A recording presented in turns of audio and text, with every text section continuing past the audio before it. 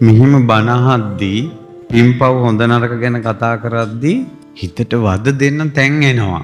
ඒ හේතුව තමයි අපිට මේ යමක් දැනෙන්නේ තේරෙන්නේ ටිකක් කාලයක් ගියාට පස්සේ. එතකොට ඒ වෙනකල් අපි අනිත් අය ඉන්නවා වගේ තමයි ඉන්නේ. දැන් අපි ධර්මය ඉගෙන ගන්නකොට අපිට තේරෙනවා පව් දවස අකුසල් කරන්න හොඳ නැහැ. පව් වැඩ කරන්න හොඳ නැහැ කියලා. නමුත් එහෙම බණ කියනකොට මතක් වෙනවා තමන් කරපු දේවල්. ඕනම කෙනෙකුට නිවැරදි වෙන්න පුළුවන්.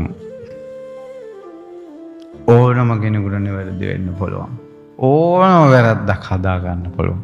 ඒ නිසා දුක් වෙන්න දෙයක් නැහැ. hina වෙලා සතුටින් ඉන්න. මේ ධර්මයටම තව සමීප වෙන්න.